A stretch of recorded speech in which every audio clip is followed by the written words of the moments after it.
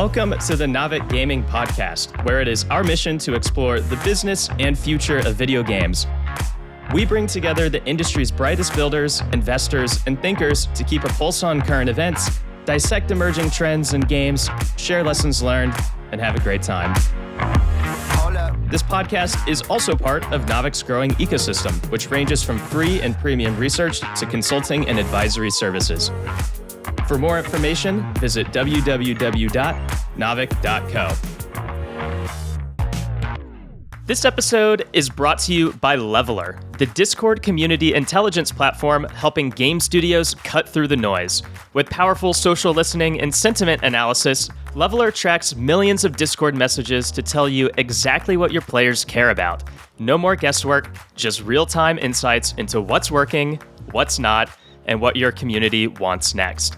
To learn more about how Leveler can help your team unlock immense value from Discord, simply visit leveler.com or check out the link in the show notes. And with that, let's jump into the episode. Welcome to the Navic Gaming Podcast. I'm your host, David Taylor, and today we're diving into how major entertainment companies are approaching Roblox. Joining me are two fantastic guests. Chris Petrovic is the chairman and chief business officer of FunPlus, one of the largest privately held companies in the gaming sector and a veteran executive in digital entertainment and gaming. He has leadership roles across major mobile game companies like Zynga, Kabam, and GameStop. And Chris has spent his career at the intersection of gaming, media, and strategy, helping companies navigate platform shifts and new business models. Joining him is Doug Rosen, the former SVP of Games and Emerging Media at Paramount, who's led game teams across some of the world's biggest brands. Doug brings deep experience in how IP holders evaluate and engage with emerging platforms like Roblox, Minecraft, and Fortnite Creative. Today, we'll explore why large entertainment companies are increasingly paying attention to Roblox, how they're experimenting on the platform today, and what they'll need to see to fully commit. We'll also dig into the strategic framing of Roblox inside large companies and how success is measured. Finally, we'll look at the challenges, opportunities, and what role Roblox could play in shaping the next generation of entertainment franchises. So without further ado, welcome to the podcast, guys. Thanks, David. Yeah, thanks for having us. So to kick us off, Chris, maybe you could just give us a quick background. I mean, I gave you a quick intro, but I would love if you could sort of go into a little bit more detail on how you got to where you are today.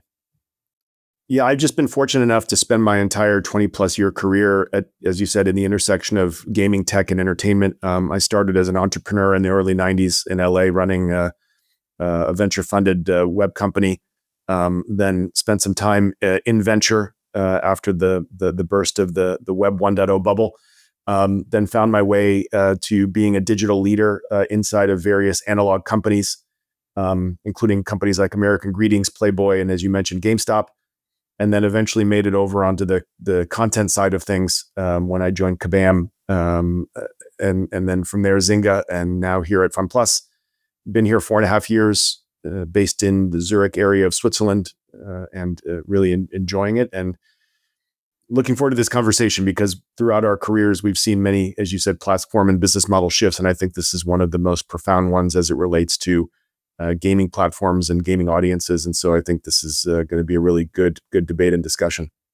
Awesome. And just for the audience to better understand, what is a chief business officer at one of the biggest mobile game publishers do exactly?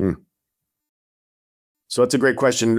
Wearing many hats alongside of our CEO. So I would look at it as running all of the operations outside of our R&D, which is located in China. And we have a footprint throughout the West, both publishing and game studios on the non-mobile side. Also just corporate strategy, our investments, our investor relations, our corporate governance, and also all of our publishing. Because our games, while made in China, are made for the purpose of being distributed primarily in Western markets. And so we have a marketing publishing operation in Spain, in Barcelona, that partners with our colleagues in China to make sure that these games are put in front of users worldwide and that we market effectively to have those games seen across all the relevant platforms. Awesome. So basically everything outside of like the development of new games is like in your... Correct, with the exception of our studio in Lisbon, which I'm really closely involved in. But all of our mobile free-to-play games that are for the strategy genre, which is what we're known for, are made by our studios in China. Awesome, cool. All right, Doug, I'd love to bounce it over to you. Yeah, thanks, David. So I've been in media and gaming most of my career. I actually started out on the creative side of the industry. Wanted to be a writer, a producer, so I was in LA for a lot of years trying to find my way there. And I was with a lot of folks. I think I found my natural proclivity was elsewhere, more on the business side. So post business school, moved back to New York, and have been in and out of media and IP owners for a while. I was at HBO for a long time, NBC Universal, and lucky enough to have been at Viacom now, Paramount now, Skydance Paramount for the last 8 years. And the biggest chunk of it running what we call the games and emerging media team. And so we were the team that really oversaw the entire games business across the company.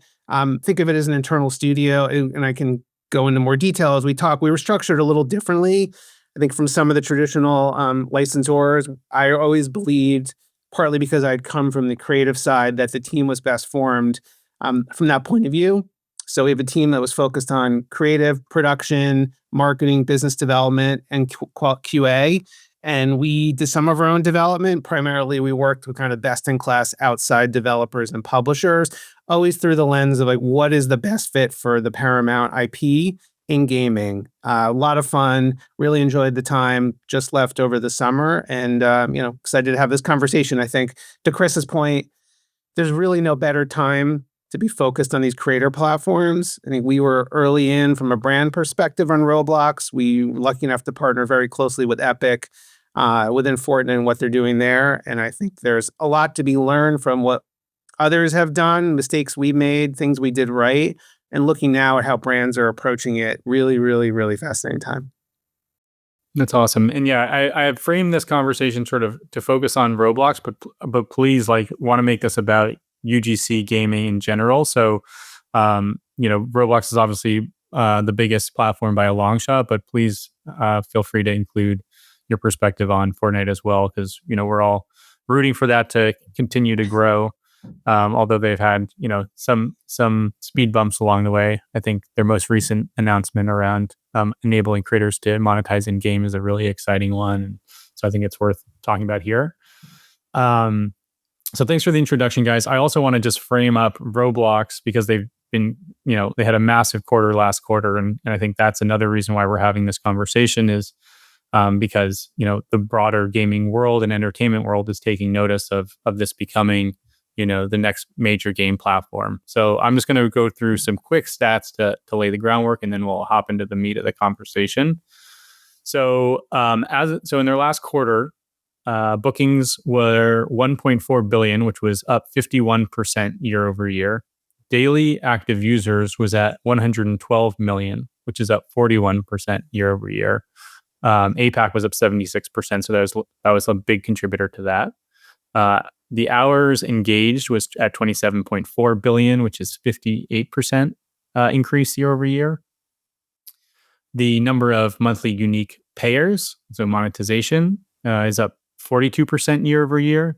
They had 23.4 million users who were payers during that quarter. And then most importantly, from a creator lens, is they paid out 316.4 million to creators, which was a 52% increase year over year.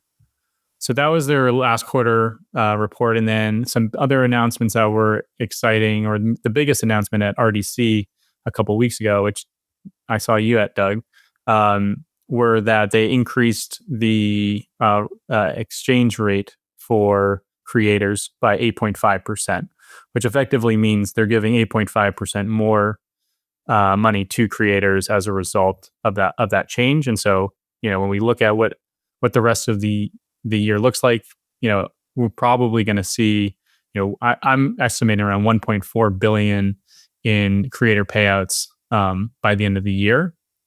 And so it's a very exciting time to be a creator, and that's why I think a lot of folks are starting to take notice.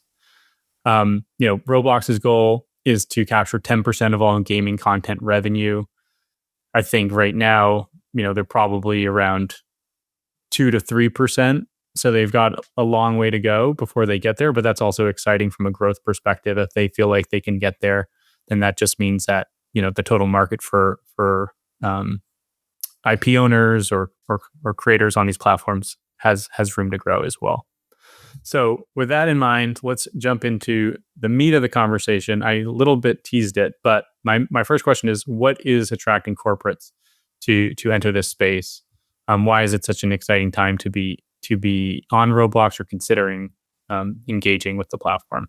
Yeah, I'm happy to start.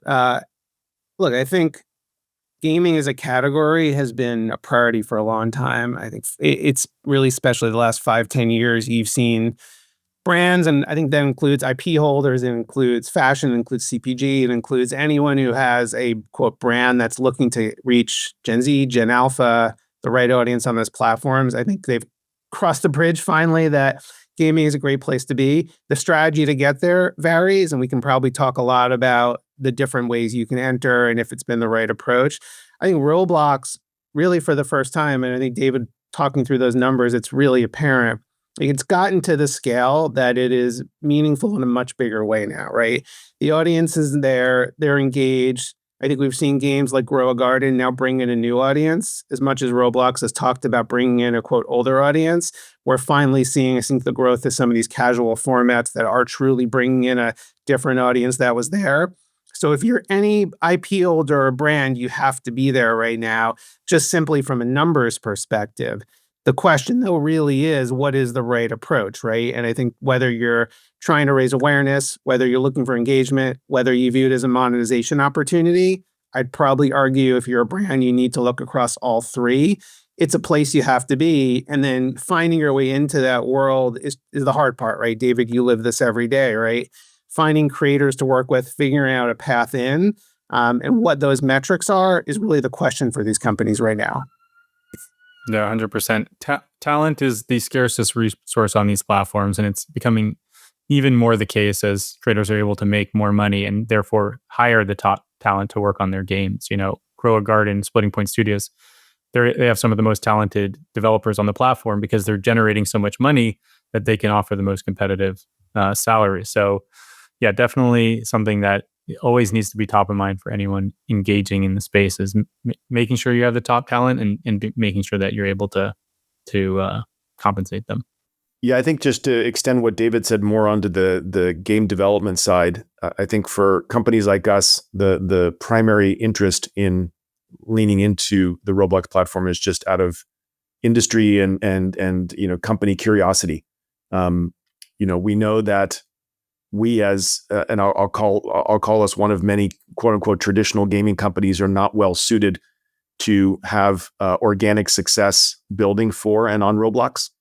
I know a lot of companies in our position and in our ecosystem have tried with varying degrees of success or not. But I think at the end of the day, as what Doug said, this is a scaled platform with a huge audience. It may not necessarily be the audience that we are seeking today. In fact, I know that the majority of the age group of who's playing on Roblox right now would never find their way into our games anyway. So, I worry less about the near-term cannibalization of that audience against what it is that my company makes and will be making in the future. I'm super interested in the medium to long term to understand the behavior and the predispositions of those users as they age out of Roblox and or extend their purview beyond Roblox for other gaming and interactive entertainment experiences, and how that compares or contrasts to what we've seen up until now with audience predispositions and preferences. Obviously, many people say, and if I'm using a focus group of my son, I would say that Roblox is first a social sandbox for him and his friends, and secondly, a gaming environment. Gaming is just kind of the tool through which they spend time together, versus being outdoors shooting a basket or kicking the soccer ball around. So I think right off the bat you have a different mindset for those users than what you would see in more traditional environments. But as digital natives, my son's age, the early teens, the teenagers that are getting exposed to entertainment content primarily and first through games, for the first time in media history, whereas prior generations first started maybe with TV or books or comics or music or movies. Gaming first is the place where these folks are coming, and I think that's nothing but a harbinger of positive things for our industry in the future, because we are building a certain kind of preference for what it is that these players are expecting now, and then what they may expect in the future. So, that's why, David, we partnered with you and happily invested in your company so that we can use you as a platform and work with you as a platform to learn more and figure out where we can potentially invest our time, money, or expertise in furthering the vision of the Roblox platform, or more importantly, the creators that are looking to make a sustainable business for themselves out of making games. Awesome. And disclosure for everyone, Chris's company, FunPlus, invested in our pre-seed round. We're delighted to have him on board. One of the things I want to follow up on is, you both talked about audience, right? Grow Garden brought in a new audience. I think that was, largely a Southeast Asian audience, right? And Chris, you sort of said, like, we're not concerned about, Roblox cannibalizing our mobile games business. I'm kind of curious to know, like, both from an entertainment company perspective, like, are there different geographies that are more valuable than others? Like, how do you think about your own IP and reaching audiences on a global scale? Because that is what Roblox's audience is. It is a global audience, and what made Grow a Garden the biggest game of all time in terms of peak concurrent users was the fact that it had gone viral in all of these major countries, right?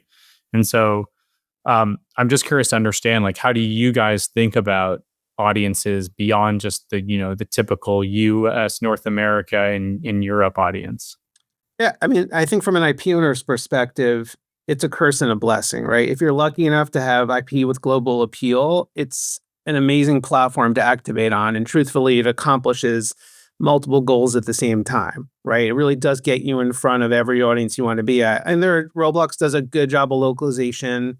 I think there are challenges around translating IP in certain countries and your ability to really get to the detail you need to do that might resonate with that audience, right? There's IP that means very different things in different countries.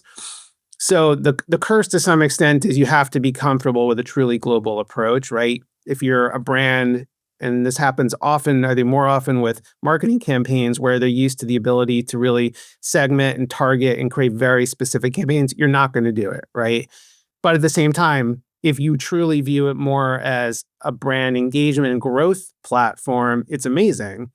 Because if you have the right IP and you can figure out and you know how to build a game that translates to good mechanics that actually work with the IP, and you can get it to scale, it allows you to now reach audiences you weren't reaching before and to expose your IP to them in places before. And so I think it's an amazing thing, but I think then it comes down to, do you have the right approach to take advantage of what Roblox actually affords you, which is that ability to reach audiences you were never going to reach through a TV screen or a film screen or through consumer products. Yeah. I think from a gaming company. Oh, sorry. Go ahead, David. Just one follow-up question for you, Doug, because I'm curious about the sort of the like linear entertainment perspective on this. Is, if I were just advertising for, I don't know, some consumer product and it's not sold in the Philippines, right? Then it's not really useful for me to be putting that brand in Grow a Garden, right? But for linear entertainment, you could potentially reach those users, as streamers or as moviegoers. So I'm curious whether that is a priority for you guys to be able to introduce the IP to, Southeast Asian markets or markets that you may not typically have, or that you already do have. I actually don't know. But how do you think about just sort of growing the global consumption of different IP?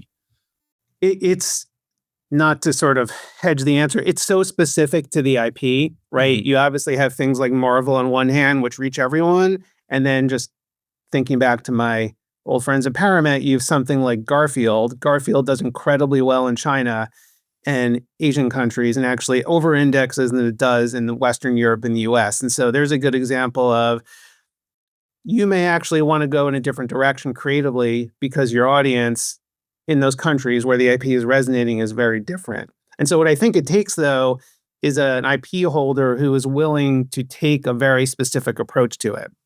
and look at the ROI against your spend on the platform if you're spending from either an integration standpoint or a marketing perspective, or if you're looking to launch a standalone experience. Creatively, how are you developing it to both cater to your existing audience because you want to engage them on the platform, and then use it as an opportunity to reach new? So the science then becomes like, how do you then go back from an IP level perspective and really start to customize it? If you can do it, I think it's incredibly powerful. I don't know right now that every media company is looking at it that way, because a lot of them are more focused on it as a licensing business, which I don't think is the right approach for this platform. Yeah. But if you are able to take the right approach, and I'd love to hear from Chris too, because I think it comes down to probably more how a traditional game developer would approach launching a title. And Roblox, truthfully, is some ways the free-to-play platform, right, in multiple countries, and being able to optimize your metrics against the audience you're going after in that country. Yeah, Doug, I couldn't agree more. I think to your question, David, about how gaming companies would look at this audience dispersion on Roblox, I think it's an interesting data point to see what may be playing and spending habits that are emerging for these audiences in these markets, and how that could look in the future. Again, going back to my point about, whether and when they age out or age up or expand their purview of what they want to play games, where they want to play games, and where they want to spend their time and money. But if I were to look at, Southeast Asia for my core business, I would say it's probably not in the top quartile of my most important markets from a ROI perspective. There are great, figures that get thrown around or get researched around, high install numbers or, download rate growth year over year in places like Southeast Asia and India and the African continent. But ultimately, for companies like mine that have finite amount of access to resources and marketing dollars, it's, what is ultimately the return on that install, right? Or the revenue per install that is generated, whether it's a mobile game, whether it's a PC or console game. And, given that 4 countries still command, somewhere in the neighborhood of 50+% of the global gaming revenue, with a quick dispersion after that by country, those emerging markets are still emerging for a reason. And I think, again, it's an interesting data point to feed our curiosity and our desire to understand what are the habits that may be played forward from these users in these markets and on this platform that we could benefit from in the future as they get older. Makes sense. So it sounds like, what you're sort of describing is the market size of these, of these emerging markets, Southeast Asia, India. It hasn't quite gotten to the size where it becomes suddenly appealing, even if the number of players there is, quite significant. Correct. That's interesting. I mean, one of the things that I think I always look at when I'm looking at Roblox's earnings is, they talk about DAU growth, right? But then if the majority of that is coming from some of these larger companies with lower, ARPU users, average revenue per user players, can they sustain the rate of monetization? And what's been really impressive to see is that, revenue is growing at the same rate or faster than the player growth rate, which signals that either those emerging markets are spending more, or they're able to just get more money out of their core US and Europe markets. It's probably my bet would be the latter. Okay. If history is any guide on how these metrics evolve, and I know that having worked at publicly traded mobile gaming companies that used to have to talk about DAU and MAU on a regular basis, like at Zynga, it was always the unspoken balance between leaning into the audience growth versus acknowledging where the revenue per that audience was coming from, and it really was still optimizing in the more mature markets while you were touting the MAU growth in emerging markets. Interesting. I will just caveat that with, like, I know mobile games, although I know very little about mobile games, ironically, given that Roblox is a majority mobile platform. But people talk about mobile games as being largely whales driven, right? And it's all about, can you get these players who are going to spend 10,000 plus on your game? And so I can understand that and why it kind of feels like, these players are only going to come from these more wealthy countries, right? on the flip side, Roblox does have some amount of a power law curve in terms of where the spend comes from, but it's not nearly as intense as it is in mobile. And so I wonder if there is maybe additional opportunity in these emerging countries, because there isn't really a way to monetize those whales to the degree that they are in mobile games. Yeah, I would agree with you on the perspective. If you're looking at it from a core game side, I think casual mobile games are maybe a better proxy for what we're seeing trend-wise with Roblox and the monetization in the audience, because those games are more accessible. They're smaller file sizes. The monetization is more balanced, perhaps, or less aggressive. And so, yeah, I think if you look at hyper casual and casual as a subset of mobile and compare that to Roblox, you probably see much closer trends than you would comparing Roblox behavior to maybe mid-core or hardcore mobile gaming behavior. Awesome. So that's super helpful. And I guess where I want to go from here is, I'm curious, what are the current ways in which IP owners are engaging in Roblox? What are some of the tactics we've seen that have been successful or even not successful and are sort of learning opportunities? Yeah, I can start. I mean, I think there are three basic approaches they're taking right now. And again, I would argue that if you're an IP owner, you need to step back and think about, is one right? Or frankly, should you be looking across all three based on the life cycle of the IP, what your goals are, what your audience is? But right now, I think you're seeing general marketing, and that's been around for a while. And we see a lot of brands go, a movie's launching, let me integrate into an existing game, let me launch a pop-up experience for a couple of weeks, because their goal is very specific. Most of that is driven either directly by Roblox or by the agencies. So I think there's a conversation to be had also around agenda at that point and sort of what the goals are. But if you're a movie studio and you're spending $50 million on the marketing campaign, truthfully, Roblox is always going to be a small piece. And so the agency is really looking at, how do I reach Gen Alpha and this, boys 5 to 11? Roblox needs to be a core part of the media mix. Here's the best way to do it. And so I don't know that there's a great degree of thought given beyond it, not in a bad way, but truthfully, that is part of the media mix and you want to do it. I think then there's the question of, more immersive integrations, and you're seeing longer term integrations happening into some of these games. Virtual goods are being sold, some deeper immersion. That's really a stepping stone to launching a standalone experience, which brands have done. And certainly at Paramount, we did it successfully with SpongeBob Tower Defense and others.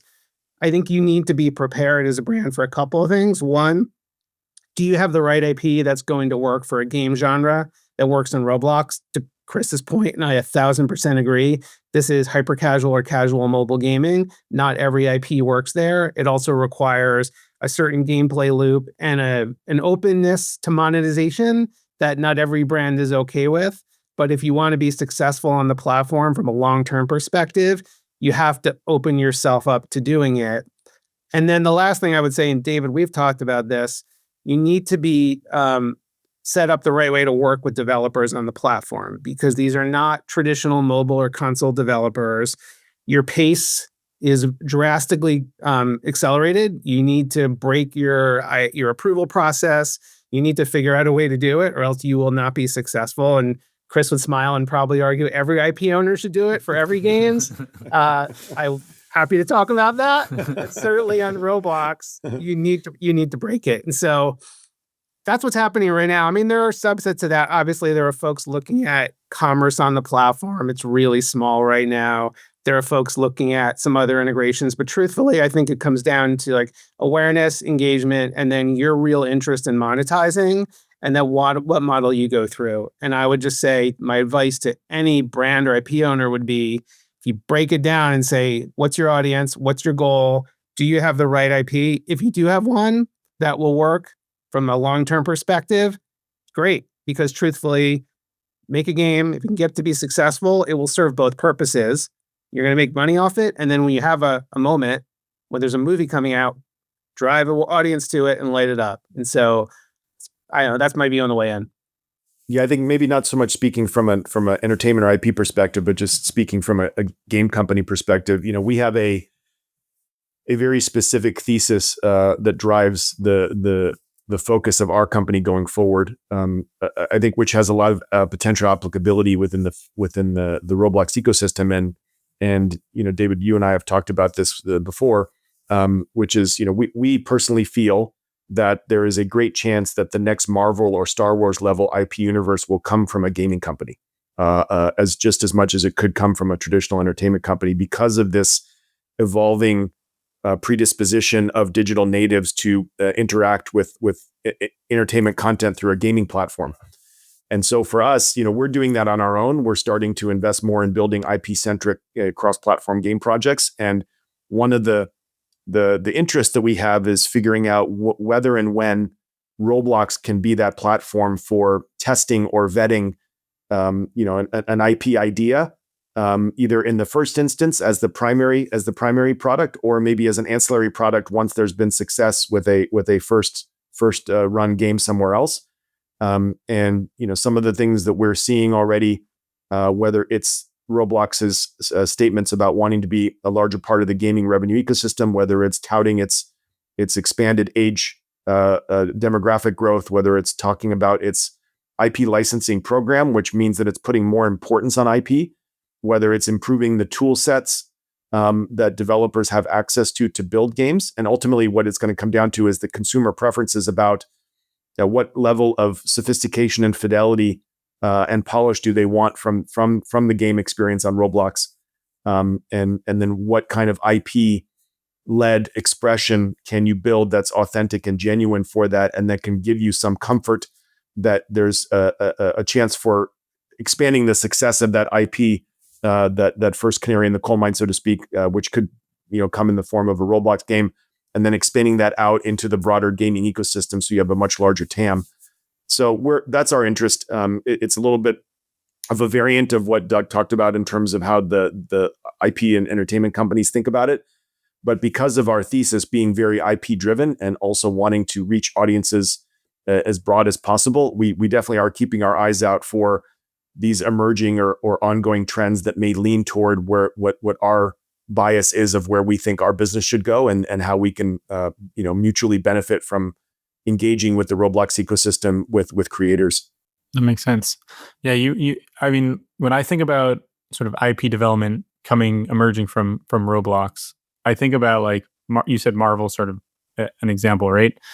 Like, Marvel was comic books at first, and then the journey to becoming the absolute, IP behemoth was like a 50-year journey, right?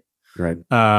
And so that to me is like really exciting to think about, because comic books are very much a similar sort of medium to Roblox, in the sense of, like, a comic book probably can be consumed in about 15 minutes, right? Mm. It only takes you 15 minutes to consume it. You probably can read it once a month or once a week as these comic books are being published. These things are created extremely quickly. I read one of the Marvel books about sort of what the early days of working at Marvel was like. It was like an assembly line of, like, somebody's creating the initial wireframe or just drawing the pictures, and then somebody adds the copy on top of it to, like, put the story behind it. And it was just an absolute cluster of a creative process. But it was like through that chaos that these amazing characters emerged, and Yep. Now this company is worth, who knows what Marvel is worth today as a function of Disney, but I mean, it's just, generating hundreds of billions of dollars for them. So it's really exciting to think about just the way in which that development happens over a long period of time, and also the similarities in terms of the creative process in both comic books and now UGC game platforms. Yeah, and I think, David, the one point I'll make there is that and I have this as a slide deck in my company presentation when I speak to partners and potential investors, is that timeline that you talked about the journey of IP becoming in the zeitgeist from its first expression, and use Marvel Comics as the example, to when it makes it to digital platforms in the forms of movie, TV, and games, was a long journey, right? You said 50 plus years or 80 years, whatever the case may be. I was with an executive last week from Nintendo that reminded us that Nintendo is 139 years old, and only the last 40 years of that has been gaming, right? And so these journeys have been really long, but I think with the advent of digital platforms, plus the ongoing heightened expectation of consumers to consume content anytime, anywhere, any device, I think that journey, the timeline of that journey is just constantly and exponentially shrinking. If you just take one small example, which is the time that it took from Last of Us to go from its first expression of a video game to a TV show, was only a couple years, right? Maybe 4 or 5 years from the time that they inked the deal to development. And so, that is where it's going. And I think the beauty of platforms like Roblox is you can create a first expression of an IP in a much more efficient amount of time than that Marvel comic that you referred to in the past, and get some signal from the market about whether this is something that has some staying power and some legs, primarily on that platform, and then thinking about creative ways about how and whether that can be adapted beyond. And I think, my understanding is that there's a lot of creators in the Roblox ecosystem that are getting to be of the mindset where they are trying to figure out how they can scale themselves beyond Roblox.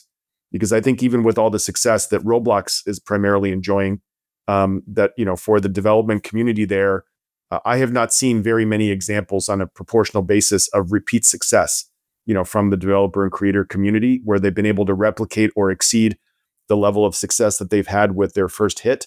I know you probably know all of the exceptions, but I bet that it's only going to continue to get harder given that the barriers to entry are so low, and that, the amount of content is just going to be continually saturated beyond the point of the algorithm being able to keep up with consumer demand. So I think the more enterprising creators are going to think about how we're thinking about it, which is what can I do beyond this initial success that I've had?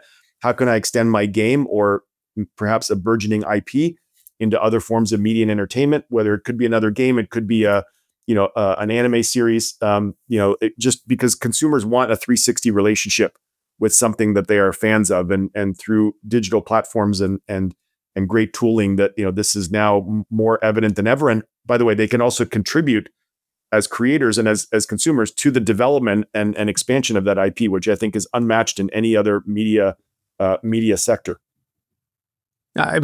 Chris, I think that's a really, really important point. And I might be biased, having spent, most of my career sitting in companies where we were evaluating things and saying, like, is this something that can become IP? But the amount of time and investment it takes within a company like that to develop an idea, go to pilot, go to series, can be 5 years. It can be north of $50 million. The world doesn't work that way anymore. And so the beauty of this platforms is, you're right, it gives you an ability to test. I think the challenge today with most of these things that are coming out of it is they were built specifically to work on Roblox, right? And so how do you really extend it out? Like, I love the comic book analogy. The one nuance I would say is, what Marvel did is they built a universe. Before it became anything else, they had story, they had characters, they had things that fans would love that allow you to really immerse yourself in the world. Very few of these games on Roblox have it, for a good reason, right? Yep. Chris, you know this. That doesn't always work when you're developing a game. That's right. So how do you do both, and how do you take that approach from the beginning? And this is an area I'm fascinated by, on building IP out in a way and using these platforms as a way to begin, but not just focusing on a pure monetization opportunity. And I think it's a different skill set. It's also starting to look at, I think, the larger creative community and how you potentially bring them into it, which is, I think, a fascinating place to spend some time. But we're at, like, as successful as Last of Us have been, that's kind of a unicorn, and again, a very isolated thing. I think we're almost at, like, day one of where these platforms can go as a test bed for it. Yep. Agreed.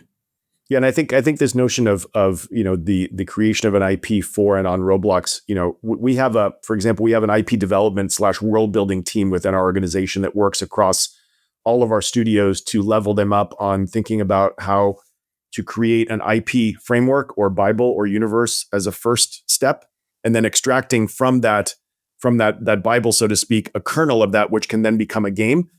And our plan is to work with Roblox creators in much the same way, which is providing that skill set, as I alluded to at the beginning of our conversation, about encouraging them and helping them think about how they can create that story, that narrative, that world, and then extracting the kernel from that is appropriate for the Roblox audience, but having that as a foundational asset that can then be reused or exploited or taken advantage of in success once you have those signals from the market, that there is something there, even if it's a single character or a single story strand that starts on Roblox, it could harken back to something bigger that you can then introduce either there or elsewhere. But ultimately, the goal is to have a holistic 360-degree, kind of dome of content for that consumer that becomes a fan of that one kernel to be able to consume more anywhere they may want or at any time. Makes sense. I mean, I guess I'm gonna agree with you in one sense, which is that when building a game on Roblox, you absolutely have to think about it from the lens of what is a piece of content that the Roblox audience is going to want to engage with. If you don't do that, it's doomed to fail because, to your point, it's extremely competitive. If you aren't completely focused on what is going to be the most engaging piece of content, period, then you're not going to succeed. And so I would sort of take that to build off of sort of your suggestion that you could build an IP for the Roblox audience. I might say, do it after you prove that initial traction, right? You need to get players into the game, start to get that scale, and then once people are bought in, you can start to layer in more of the narrative part. And I think agreed. The challenge with Roblox is because you can jump from one game to the next in 5 seconds. Like, it's very hard to keep players in your game, and so you have to build that trust, build that commitment to your game before you start to ask players for the time it takes to world build.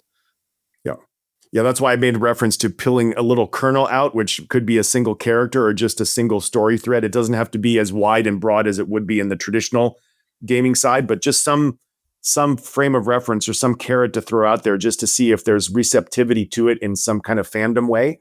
And I think that if you lean into the belief that Roblox has that they're going to invest more in retaining people as they get older, I think if history is any guide in our media, games, and entertainment respective backgrounds, that tastes evolve and change and preferences evolve and change as you age, right? Either because you have more money or you have more time, or just you've evolved past playing with the G.I. Joe figures or playing with Legos, and you kind of want to move on to the next thing that your peer group is doing.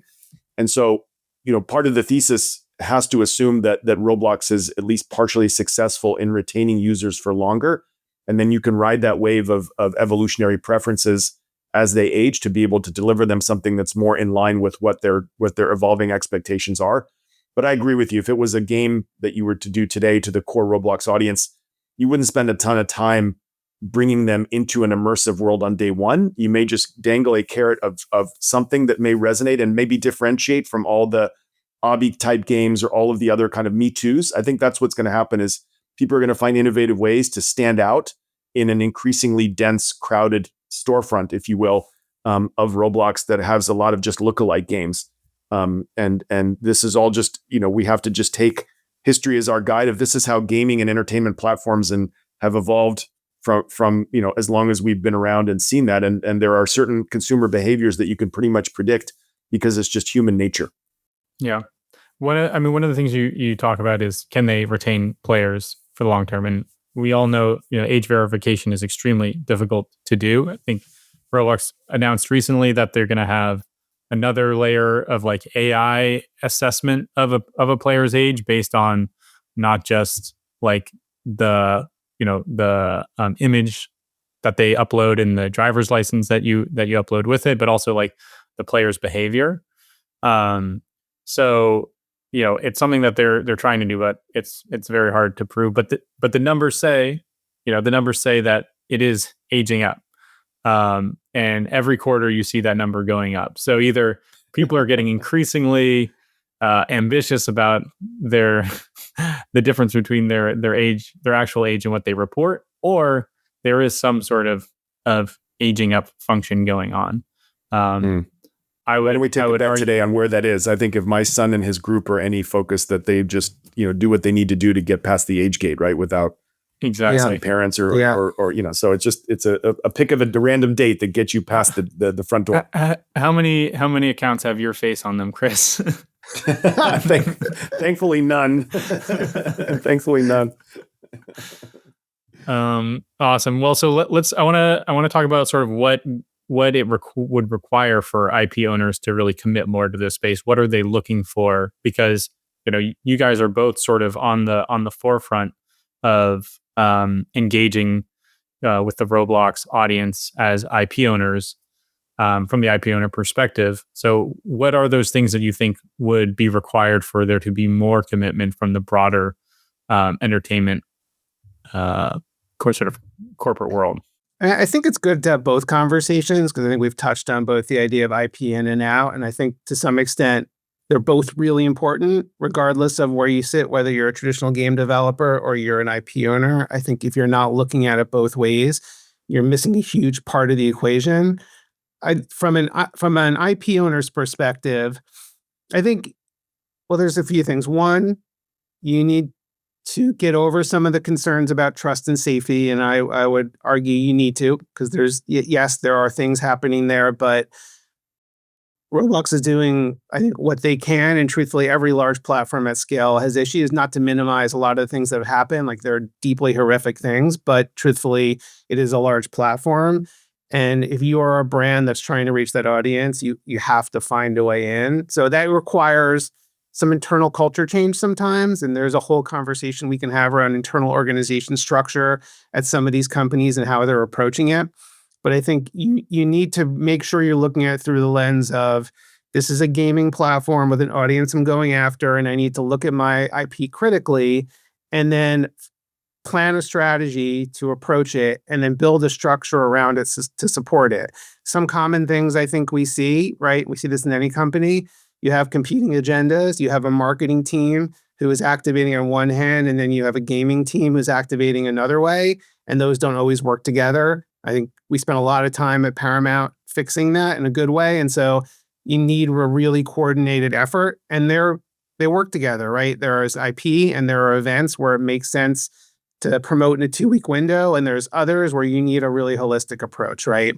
So I'd say from a senior level perspective, I have this conversation a lot at the CMO level or at the CRO level or at this whatever, they need to structure the organization to make sure they're approaching it. And then you need to be willing to take some risk, because I would say truthfully, you need to have the ability to, you don't have to build your own studio, some have, but partner with the right folks. You're not always going to be able to license because, David, not every developer is willing to take that risk. So are you willing to put some capital up to build on these platforms, to test, to learn, to figure out what works?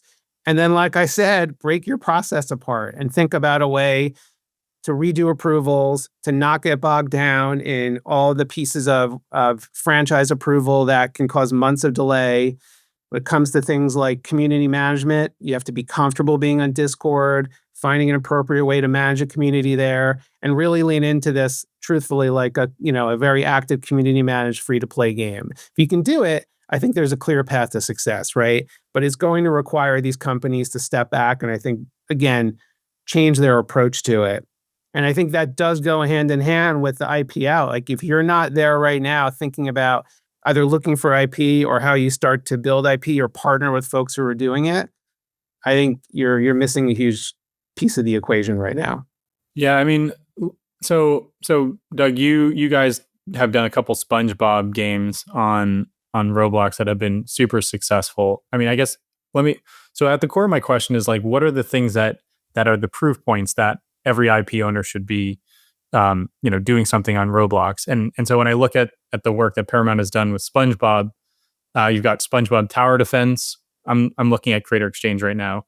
Like, yep. We have SpongeBob Tower Defense, which has 441 million visits. According to our estimates, it's generating about $3 million. It's generating about $300,000 a month, which is really strong for a Roblox game. You don't have to confirm or deny that, but we have pretty accurate estimates. You've got Steal a SpongeBob, which was released, I think, a month ago, or maybe a little bit over a month ago, which has, is making around $50,000 a month right now, and has 65 million visits, which is, really strong as well. Then you have SpongeBob Simulator, which is one of the older games. That's, was making around 150,000 a month, or sorry, 15,000 a month over the last year, and has 70 million visits. So like, here's an example of an IP that you guys have, or that Paramount brought to Roblox, right? And has been very successful financially as well as from a engagement perspective. So I guess at the core of my question is like, what are those metrics that allow you to double down on this and continue to do IP extensions across the platform? Yeah, no, I get it. I mean, without addressing the specific numbers, I would say it's here's the truth. It requires a focus on this as a commercial effort. And then that is not an easy thing to say, and not every company is focused there. I think partly because the way we had structured it and the way my team was structured, our goal as a team, right? We run a P&L. We run this as an internal game studio. And there's some multifaceted approach, which includes console, includes mobile, it includes a whole different approach to creator platforms, along with a whole bunch of other things. And so that's a full plan built out. But the goal in getting to these creator platforms, Roblox, we could talk about Fortnite, but primarily Roblox, was building a business there, right? And so if that ultimately is what we're looking at, which is for the investment we're putting in, what's the return? What's the audience we're reaching? Is this a successful game? And is it built to sustain for the long term? Because what I wasn't interested in is launching something that was going to live for a few weeks and go away. And look, truthfully, if you look back in time, our first effort on the platform 5 years ago was Nick First, which was built to support the Kids' Choice Awards. That was done for a reason, which was to promote an event. But we did it, we learned from it, and we realized if you focus on the right IP, you can prove successful. Some SpongeBob Simulator, when it launched, did well. And, as these things have life cycles. And so Tower Defense came along. And again, the Zach and the Wonderworks team, what we loved about them was they understood how to build a game that worked for the IP. They had the same goals we did, which was making it successful. It requires you to be comfortable with monetization. And if you look at the game, it's monetized, but I think it has to be in order to really be a game that players also are going to enjoy, because it taps into a lot of the core gameplay loop and monetization loop that works elsewhere. But ultimately, our goal at the end of the day was successful business. And I think if you're starting from there, it kind of gives you a razor's edge on which you need to evaluate everything. But that's what I believe fundamentally is the best way to approach this platform. Yeah. And I mean, one thing I'll add is why you need monetization is it also increases distribution through Roblox's algorithm, which is effectively the only real way to get players to play your game in the first place. So you have to have monetization. It's not an option if you want to get engagement on Roblox. Agreed. David, that's like we say that, and as you know, that's easy to say. I think a lot of these companies have a resistance to it because they view it as they're not comfortable, doesn't meet the brand guidelines. I would just argue if you're going to be on this platform and any IP can extend, I mean, Chris will tell you from mobile, right? IP can extend there and you can do it in a way which doesn't feel predatory, which feels like it's supportive to the gameplay loop. But you're right. If you want to be there, I think you need to make sure you're set up for success, and that's a key piece of it.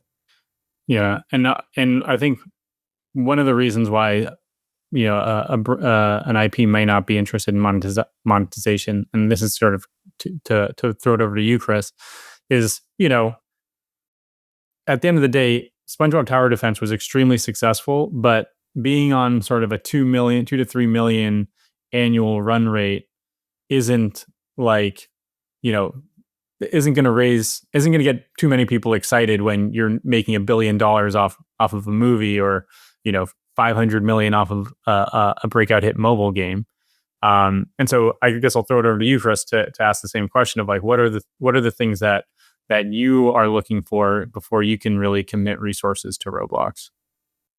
Yeah, look, I was chomping at the bit to jump in and put my media person hat on top of the gaming hat and say those statistics that you cited are the people that should and probably were the most excited in Doug's world were the marketing groups, because they heard the visits numbers, which are absolutely through the roof. And then the other end of the spectrum is perhaps a gaming person saying, okay, what is that on a revenue per visit basis? It's probably pretty anemic, right? And to your point, only a fraction of what any going concern company would be excited about in terms of their game generating that amount of revenue in mobile or PC or console, right? So it goes to what we were saying earlier. It's just it's a huge platform with a huge audience that's spending not an insignificant amount of money. But when you look at it from an ROI perspective, traditional companies like mine only have limited resources to make bets on platforms where they think they can get the greatest return, and they're not worried so much about branding. It's more financial performance. And so this is why, from a Roblox perspective, not only do we not have the capabilities to compete with the native creators, but the unit economics, that Roblox gives out is not really generally conducive to more traditional companies' business models. And also with statistics like that, that is kind of more the rule rather than the exception. The Grow a Garden and the Brookhaven and those are truly the exception. And I don't think anybody yet can tell us, including the creators, about what created their success out of the gate. I know they essentially engineered the sustenance of that success through best practices.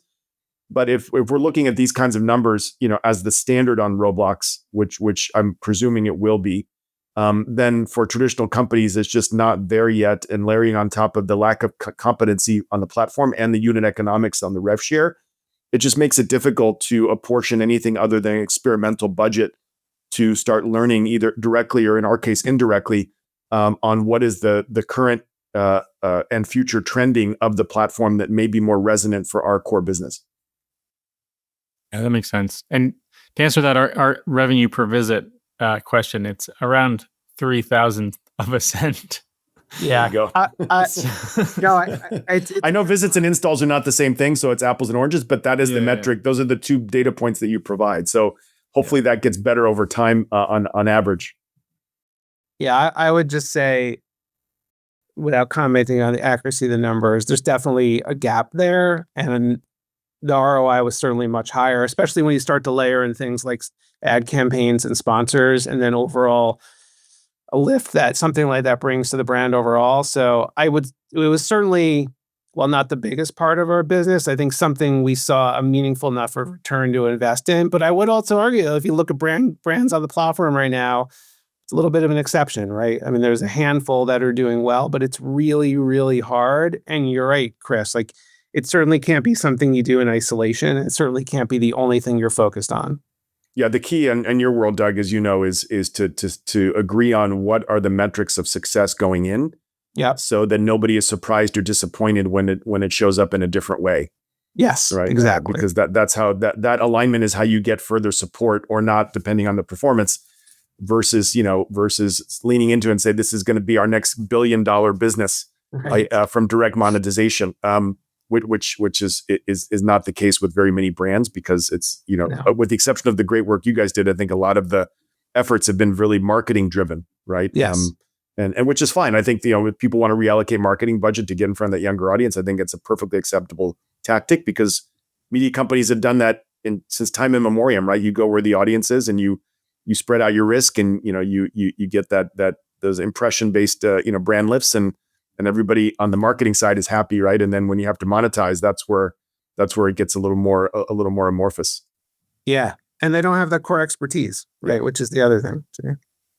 Have you guys been able to track some of that uplift, or is there any way to sort of estimate how much value you're generating through all of those visits? Yeah, I mean, we've certainly done. So I did quite a bit of work with our insights team to start to track that. I think Chris is right. I mean, the value of those visits alone from a marketing perspective is immeasurable. I think the other thing we look at is your investment in building something on that platform that's persistent, so you have an engaged audience. So when there is a tentpole, there's a SpongeBob movie coming out Q4 this year, right? What better audience to start to engage? And by the way, if you look at the audience profile and the profile in Discord, it's older than you would typically see and a different type of audience that you would normally find. So those are all really good points that we can look at and say, does it help reduce overall marketing spend? What are the impressions you're delivering? That's all additive, and I think allows the marketing teams then in those moments to spend their money elsewhere, but also, frankly, reach an audience they weren't going to be able to get by building integration into an existing game for 2 weeks, right? So that's all, I think, measurable. Attribution's a big piece of it, but certainly, to Chris's point, I think when you're when you're making the case internally for your strategy, if you're clear about those results and then you're showing what you actually delivered at the end of it, then nobody's under any illusion that you're not doing any more than you said you were, right? And that's an important piece of it. Mm-hmm. So just ballpark, would love to understand sort of what that, like, do you have a number that you can sort of like float as to this is how much value we generated through marketing savings or, conversions? Is there just some round number that we can sort of point to? Hey, that's how much I was worth. I don't think I can give you anywhere near an exact numbers right now at all. That wouldn't be fair to the people still there working on it. But I would just say this. I mean, for the investment we put into that brand on that platform, it was a much more than significant return on time and resources, and then greater than we expected. But it required a lot of work to get there. But once we do, I think we saw it certainly with Wonderworks, the second game, and then other things that will come to the platform. It delivers results that are well worth the time. Doug, I'm curious to get your perspective on whether a loose proxy for how to answer what David is talking about is, our respective PR teams or the world of PR and comms, right? They always like to back into like an earned media equivalent for the number of impressions that a story got across different media outlets, right? And I think this is probably something that the marketing teams in your world do when they talk about the visits and what the value is of those visits, compared to if they had to pay for traditional, digital advertising, inventory for that across similar age demographic sites and platforms. So I'm sure, David, that there are formulas out there, and if you just take the 441 million visits and divide that by some CPM or eCPM number on what it is for the advertising kids products usually is, I'm sure that the PR and marketing teams kind of use that as some kind of guideline for quote unquote value. Yeah, no, I mean, look, there's a slide in one of these decks that talks about the amount of impressions, which includes that. It includes, obviously, the Discord community engagement on there. I think also the PR campaign. I think everything that was happening around it, the halo effect, the marketing you get on the front page of Roblox when they decide to promote your game and the audience that puts you in front of. I think you can start to triangulate, and that 440 million quickly becomes billions, which is great. So that's a great number. I think the question then is like, how much does that translate into results? And I think that's where I always come, it's a little bit of a slippery slope, but you're right. Yes, it is. If you can do it the right way and you have the right approach and you can reach an audience with a successful game, I think it's multiples of what you're going to see from a direct view perspective on that platform. Awesome. Well, you guys just gave me an amazing new feature that we're going to be adding to Creator Exchange, which will be the marketing value calculation. So I appreciate both of you helping me brainstorm that. Awesome. I'll give you the secret formula. Thank you. Yeah. Please, Discord DM me that after the interview. Well, guys, we had a list of 12 questions that we never got to. But it's been amazing to have you guys on the show. Just as we wrap up, what's the best way for people to follow you if they want to stay in touch and keep up to date on what you're working on? I mean, I would say, always on LinkedIn, I'm on Discord, I'm always available to chat right now, especially for anyone interested in approaching the space. Excited to talk more about how companies figure out their approach here. Yeah, I would say in your world, David, LinkedIn, or they can contact you. Yeah, you can connect us. All right, everyone, reach out to me if you have any questions. As if you need to know what to do. Yeah. If you subscribe to Creator Exchange, we will make free connections to both Doug and Chris. There you go. At your will. There you go. Awesome, guys. Well, thanks so much for being on the podcast, and I'll talk to you soon. If you enjoyed today's episode, whether on YouTube or your favorite podcast app, make sure to like, subscribe, comment, or give a 5-star review. And if you want to reach out or provide feedback, shoot us a note at podcast@naavik.co or find us on Twitter and LinkedIn. Plus, if you want to learn more about what Naavik has to offer, make sure to check out our website, www.navic.co. There, you can sign up for the #1 games industry newsletter, Navic Digest, or contact us to learn about our wide-ranging consulting and advisory services. Again, that is www.navic.co. Thanks for listening, and we'll catch you in the next episode.